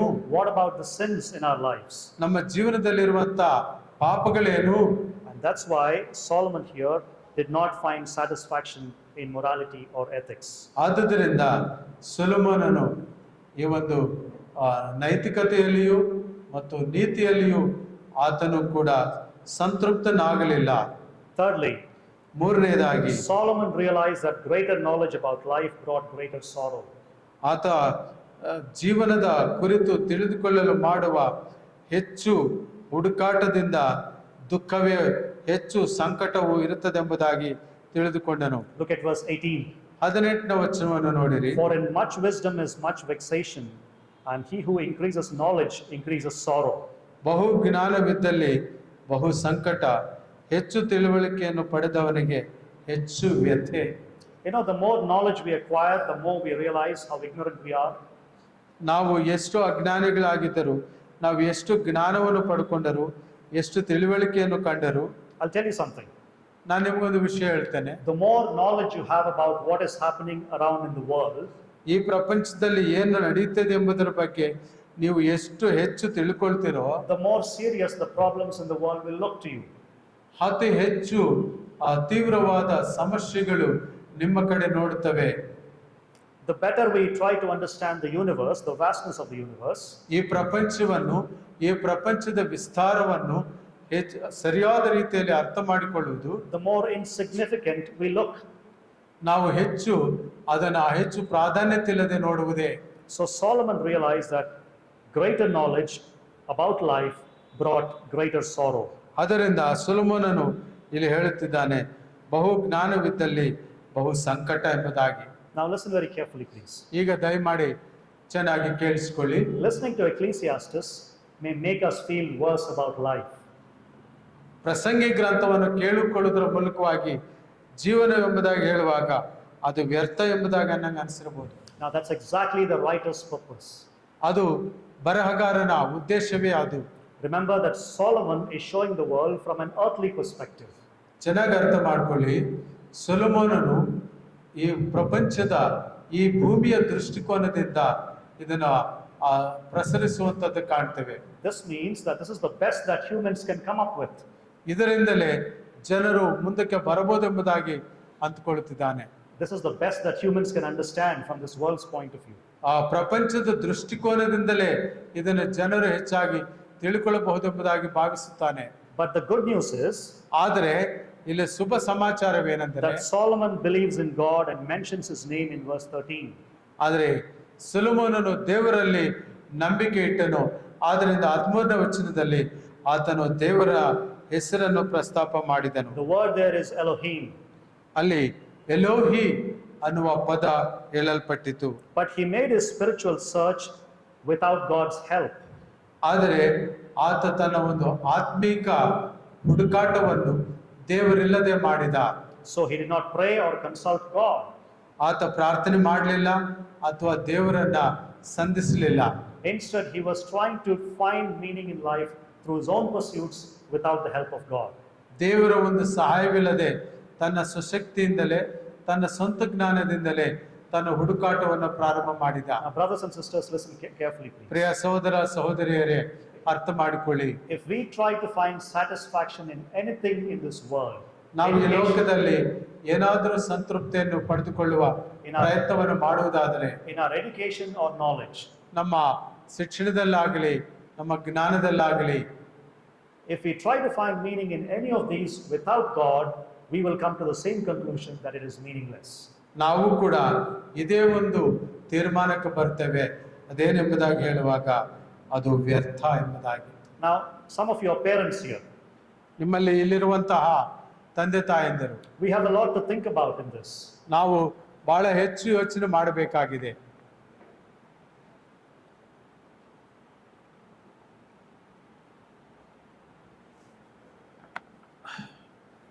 We send our kids to school thinking that that in itself will give them meaning in life. ನಾವು ಮಕ್ಕಳನ್ನು ಶಾಲೆಗೆ ಕಳಿಸ್ತೇವೆ, ಅದು ಅವರಿಗೆ ಜ್ಞಾನವನ್ನು ಕೊಡ್ತವೆ, ಜ್ಞಾನದ ಅರ್ಥ ಅವರಿಗೆ ಸಿಗುತ್ತದೆ ಎಂಬುದಾಗಿ ಭಾವಿಸ್ತೇವೆ. We send kids to school thinking that that itself will give them meaning in life.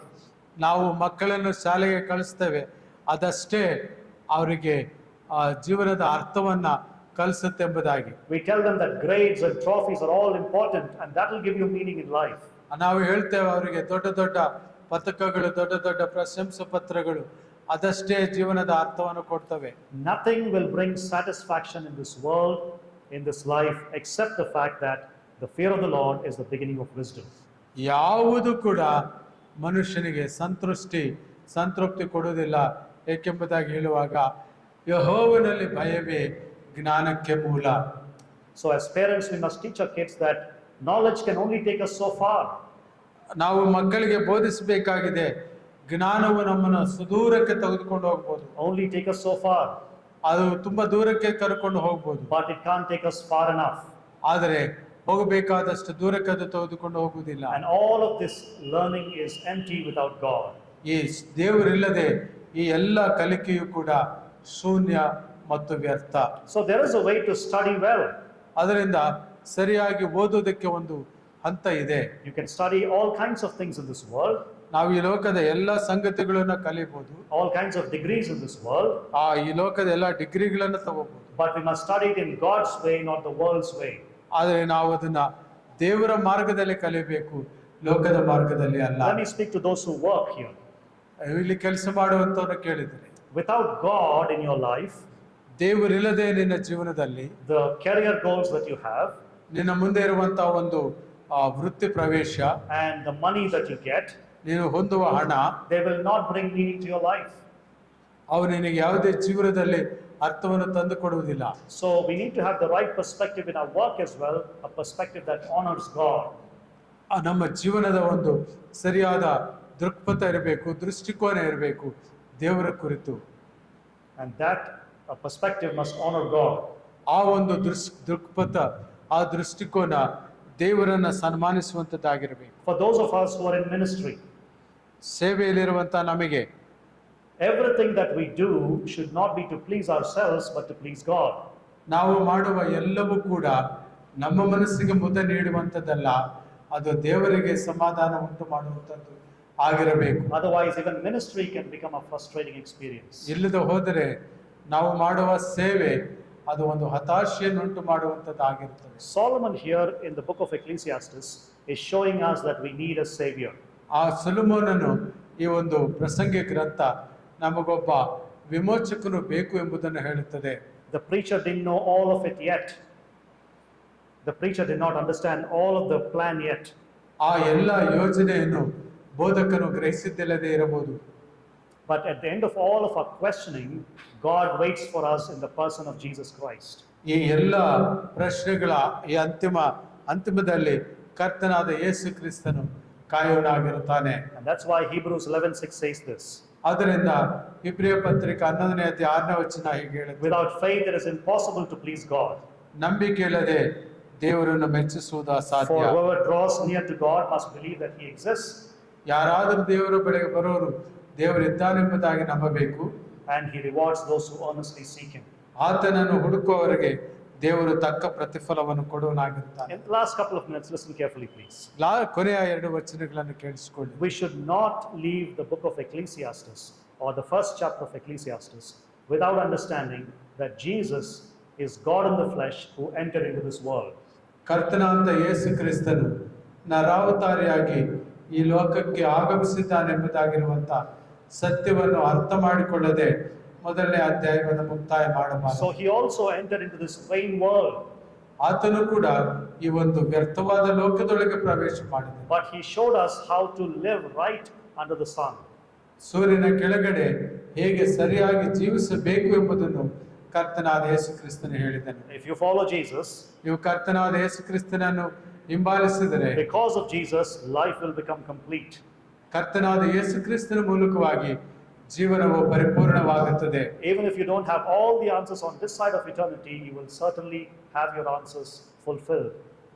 ಈ ಒಂದು ಪ್ರಶ್ನೆಗಳಿಗೆ ಪ್ರತ್ಯುತ್ತರ ಸಿಕ್ಕದಿರಬಹುದು. ಕರ್ತನಾದ ಯೇಸು ಕ್ರಿಸ್ತನಲ್ಲಿ ನಿತ್ಯತ್ವದಲ್ಲಿ ನಾವು ಎಲ್ಲದಕ್ಕೂ ಕೂಡ ಪ್ರತ್ಯುತ್ತರವನ್ನು ಪಡೆದುಕೊಳ್ತೇವೆ. And that is what Solomon is trying to tell us here indirectly. ಈ ವಿಷಯಗಳನ್ನು ಪ್ರಸಂಗಿ ತನ್ನ ಈ ಗ್ರಂಥದಲ್ಲಿ ಹೇಳುತ್ತಿದ್ದಾನೆ. I hope this passage has helped you understand that an earthly perspective to the meaning of life is meaningless. ಮತ್ತು ಭೂಮಿಯ ದೃಷ್ಟಿಕೋನದಿಂದ ಜೀವನದ ಅರ್ಥವನ್ನು ಅರ್ಥ ಮಾಡಿಕೊಳ್ಳುವಂತ ಒಂದು ಸಂಶೋಧನೆ ಅರ್ಥರಹಿತ ಎಂಬುದಾಗಿ ಈ ವಾಕ್ಯ ಭಾಗದಿಂದ ನಿಮಗೆ ಅರ್ಥ ಆಗಿದೆ ಎಂಬುದಾಗಿ ನಾನು ಭಾವಿಸುತ್ತೇನೆ. You will never find real fulfillment in earthly pursuits. ಈ ಒಂದು ಭೂಮಿಯ ಹುಡುಕಾಟದಲ್ಲಿ ನಾವು ಎಂದಿಗೂ ಕೂಡ ಜೀವನದ ಅರ್ಥವನ್ನು ತಿಳಿದುಕೊಳ್ಳಿಕ್ಕಾಗುವುದಿಲ್ಲ. But let me also remind you, ನಾನು ಪುನಃ ನಿಮಗೆ ನೆನಪಿಸ್ತೇನೆ, one day when Jesus returns, ನಮ್ಮ ಕರ್ತನಾದ ಯೇಸು ಕ್ರಿಸ್ತನು ಪುನಃ ಬರುವಾಗ all of our struggles to understand the meaning of life will be over. ನಮ್ಮ ಎಲ್ಲ ಜೀವನದ ಅರ್ಥ ಸಂಶೋಧನೆ ಮುಗಿದ ನಂತರ all of our efforts to understand the meaning of life will be over. ನಮ್ಮ ಎಲ್ಲ ಪ್ರಯತ್ನಗಳು ಜೀವನದ ಅರ್ಥವನ್ನು ತಿಳಿದುಕೊಳ್ಳುವವು ವಿಫಲವಾಗುತ್ತವೆ. Will be over, will be done. ಅಲ್ಲಿ ಮುಗಿಯುತ್ತವೆ. Our sorrows will be done. ನಮ್ಮ ಒಂದು ದುಃಖಗಳು ಅಂತ್ಯವಾಗುತ್ತವೆ. And we will be with Jesus forever and find answers to all of our questions with him. ನಾವು ಕರ್ತನಾದ ಯೇಸು ಕ್ರಿಸ್ತನ ಜೊತೆಗೆ ಇರ್ತೇವೆ. ನಮ್ಮ ಪ್ರಶ್ನೆಗಳಿಗೆ ಪ್ರತ್ಯುತ್ತರವು ಸಿಗುತ್ತದೆ. May the Lord bless you all. ದೇವರು ಈ ವಾಕ್ಯವನ್ನು ಆಶೀರ್ವದಿಸಲಿ. As you think about these truths from the book of Ecclesiastes. ನಿಮ್ಮೆಲ್ಲರನ್ನು ಆಶೀರ್ವದಿಸಲಿ. ಪ್ರಸಂಗ ಗ್ರಂಥದ ಮೂಲಕ ಈ ಸತ್ಯಾಂಶಗಳನ್ನು ಧ್ಯಾನಿಸುವಾಗ